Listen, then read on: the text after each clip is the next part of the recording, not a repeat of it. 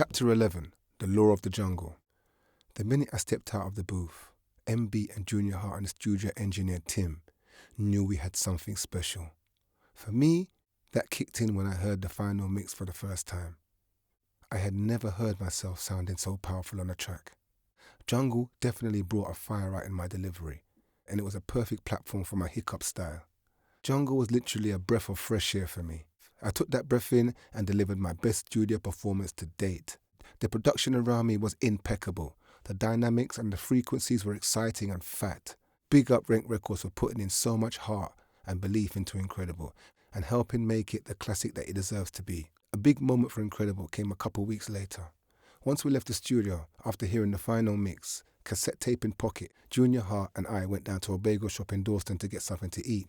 There was a black Mercedes parked outside the shop. It sounds crazy, but it's true. In the car was Shabba Ranks and his manager, Specialist. Shabba was on tour in the UK at the time, but still it was a mad coincidence. So Junior Hart, whose sister ironically is married to legendary Jamaican musician Sly Dunbar, also knew Specialist. So when they started chatting and he mentioned that we had just made a track, a proper banger, Junior handed over the cassette and we all got into the Mercedes to listen.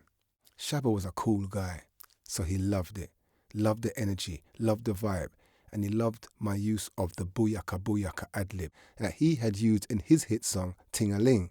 So nodding along in the back of a black Mercedes outside a bagel shop in Dalston, Jamaican dancehall legend Shabba Ranks was one of the first people in the world to hear Incredible. And it all came about by accident.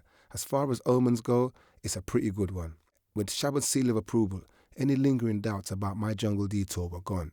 We had certified fire on our hands. The only problem was that I was going to have to tell my manager and my label at some point. This journey into the jungle had been strictly under the radar. But once I heard the final mix, I knew they would soon be hearing this fire on the radio. When I told Erskine, he said that jungle was a fad and wouldn't last more than one summer. He advised me to let the track run its course, but don't get involved and definitely don't do a video. My label didn't embrace the track. It seemed like it wasn't on their agenda. I was surprised at their response because we had been looking for a hit to spark my mainstream career, and I had basically just gone out there and got it for myself. If I'd got their blessings beforehand, maybe it would have been a different response from my label and manager. But a year and a half into my record deal, there had been no real breakthroughs and no new releases on the schedule, and communication had been breaking down. So this track for me was a breath of fresh air. I was sure this track Incredible was the track that would bring me back into the main frame, but my team didn't see it like that. Very soon though, the public reaction was too overwhelming to ignore. It was a big hit, and when the track was premiered on the radio in May 1994, it was dropping like a bomb on the airwaves. It really sounded incredible. Immediately it was blazing on every pirate station, and legal stations picked it up. Big up Kiss FM and Choice. If it wasn't playing on the radio, you would hear it blasting out of cars on the high street, across the boroughs. The people uptown loved Incredible, and the people downtown loved it too. I've never had a track that had so much impact so quickly. After the official release on Rank Records in 1994, the label CEO Junior Hart smartly tried to capitalize on Jungle's dominance and the buzz around Incredible by organizing the first ever Jungle concert, headlined by General Levy and MB, with a live band and dancers at Walthamstow Assembly Hall in East London. It immediately sold out.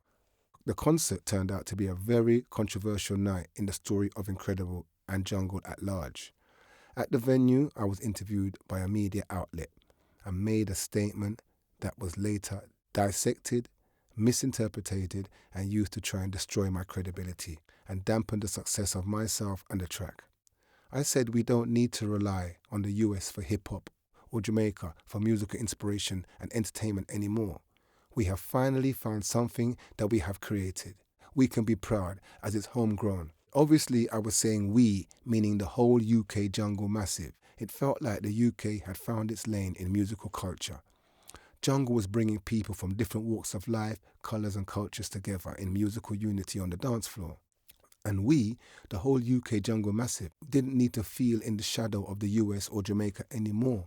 My comments, just like the lyrics to Incredible, were celebrating the jungle massive. But a remixed version hit the press, making it look like I said we as in I, not we as in all of us. And then came the backlash. It was intense. Some people were genuinely upset, believing that I was claiming to be running Jungle, a founder of the genre. That would be a ridiculous claim, as I was new to the genre. I didn't know how to operate a drum machine or a mixing desk. I have no production skills at all. I'm just a microphone man who wanted to toast this fierce original music coming out of the UK. I was glad to be a part of it, but I would never claim ownership over the scene. Anyway, my remix comments hit a few nerves in the jungle scene and spread like wildfire. I suspect a few who chose to get offended were secretly a bit sore that we were reaping a lot of attention.